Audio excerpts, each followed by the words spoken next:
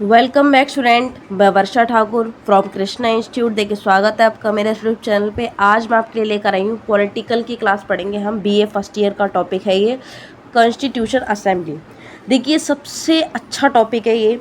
सबसे पहले हम कॉन्स्टिट्यूशन के बारे में जान लेते हैं। कॉन्स्टिट्यूशन असेंबली से समझने से पहले हमें कॉन्स्टिट्यूशन को समझना पड़ेगा। देखिए कॉन्स्टिट्यूशन क्या है कि कॉन्स्टिट्यूशन एक ऐसा रिटन डॉक्यूमेंट है, यानी कि एक लिखित दस्तावेज है जिसमें ये लिखा गया है कि हमारा जो देश है, हमारा जो भारत है, वो किस प्रकार से चलेगा, कैसे रन करेगा, हमारी गवर्नमेंट कैसे चलेगी। तो ये सब किस में लिखा गया है? कॉन्स्टिट्यूशन में लिखा गया है। हमारे भारत की छोटी से लेकर बड़ी बात किस में लिखी गई है? आपके कॉन्स्टिट्यूशन में लिखी गई है। तो इसी से चलते आज हम कॉन्स्टिट्यूशन असेंबली के बारे में पढ़ेंगे। देखिए संविधान सभा, इसका गठन कब हुआ?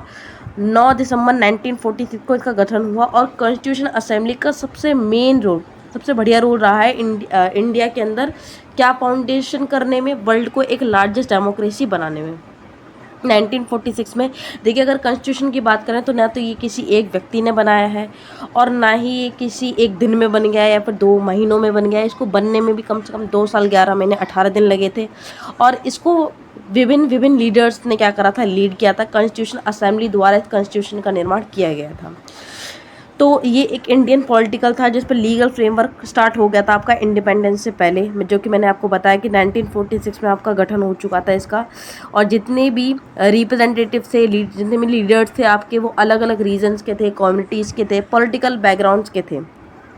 सब ने जो है इंडिपेंडेंट नेशन बनाने की पूरी कोशिश करी कि जब देश आज़ाद होगा, ये खुशी भी थी और देश का बंटवारा भी होगा, ये दुख भी था।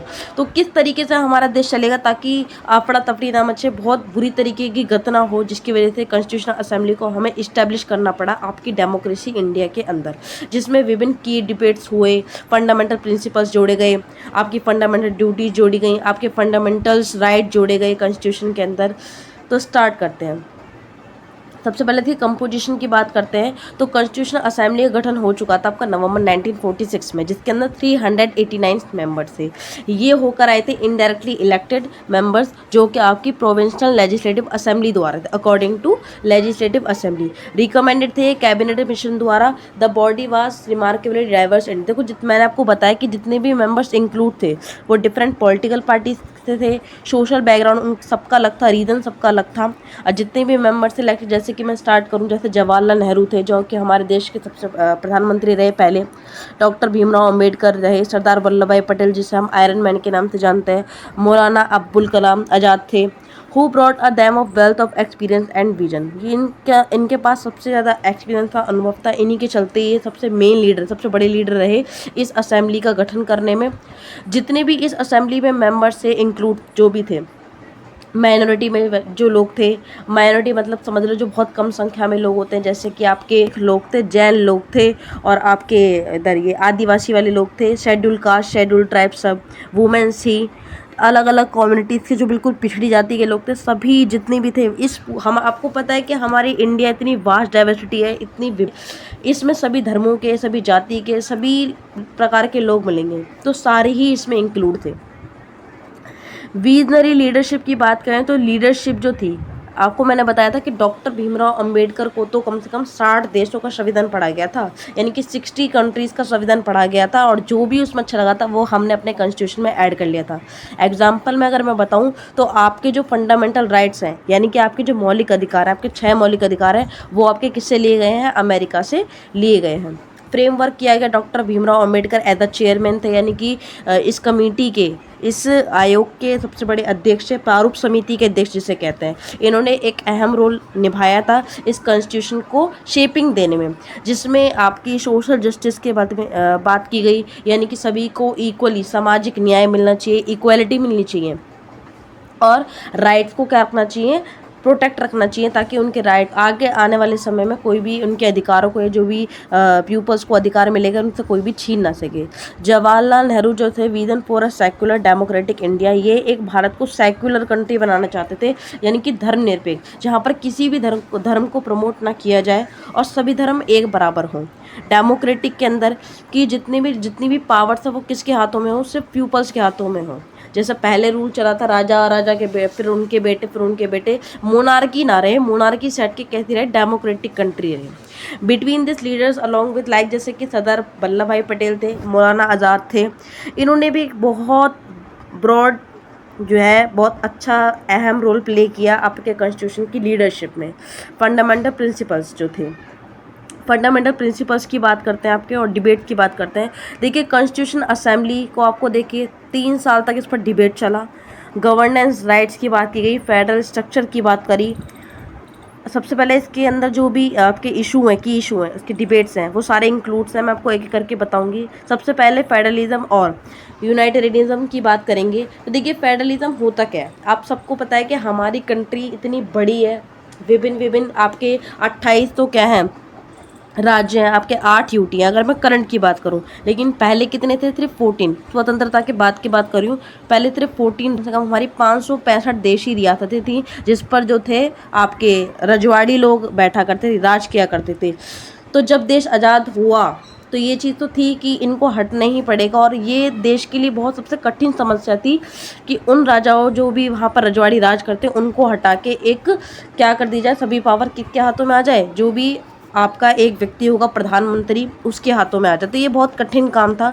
इसमें बिटवीन देखो मैंने आपको पता है कि हमारी सेंट्रल गवर्नमेंट होती है और एक स्टेट गवर्नमेंट होती है, दोनों ही आपस में मिलकर कार्य करते हैं, लेकिन कुछ शक्तियां दी जाती हैं सेंट्रल पावर को। अपने सेंट्रल के कुछ विषय दे रखे हैं, आपके स्टेट के कुछ विषय दे रखे हैं, ताकि दोनों ही एक दूसरे के कामों में इंटरफेयर ना करें।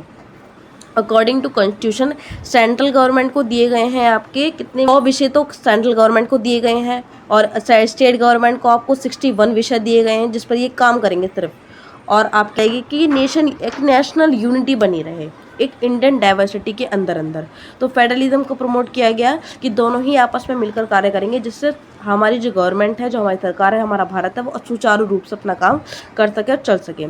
सेकुलरिज्म की बात करते हैं तो सेकुलरिज्म ये है कि इसमें जो किसी भी स्टेट को फेवर नहीं किया जाएगा रिलीजन्स के ऊपर। सभी सिटीजन्स को फ्रीडम है कि वो जिस भगवान में विश्वास करना चाहते हैं, जिसकी पूजा करना चाहते हैं, जो काम करना चाहते हैं वो कर सकते हैं, उसका उनका पूरा अधिकार है। तो किसी भी कंट्री को यानी किसी भी स्टेट को ये अधिकार नहीं दिया जाएगा कि उसका कोई पर्सनल, यानी कि हमारे भारत का कोई भी पर्सनल धर्म नहीं रहेगा। थर्ड की बात करते हैं फंडामेंटल राइट्स। आप सबको पता है कि 6 फंडामेंटल राइट्स हैं आपके, और ये रखने बहुत ज़रूरी थे ताकि लोगों को क्या दिए जाए, फ्रीडम ऑफ स्पीच दिए जाए, इक्वालिटी दी जाए, इक्वालिटी बिफोर लॉ, ठीक है, और आपकी फ्रीडम दी जाए लोगों को, और इसके अगेंस्ट ताकि कोई डिस्क्रिमिनेशन आगे चलकर ना हो। प्रत्येक व्यक्ति को फ्रीडम का अधिकार है, सबकी डेमोक्रेटिक वैल्यूज़ हैं। Directive principles of state policy जोड़ी गई।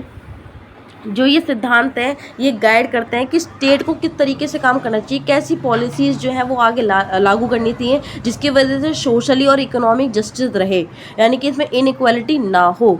लेकिन ये इसमें ये सेट किया गया कि इसका ये क्रिटिसाइज ये है कि इसमें सिर्फ ये निर्देश दिए गए हैं, यानी कि सिर्फ डायरेक्टिव प्रिंसिपल दिए गए हैं स्टेट पॉलिसी को। अब वो माने या ना माने वो सिर्फ यानी कि आपके स्टेट के ऊपर है।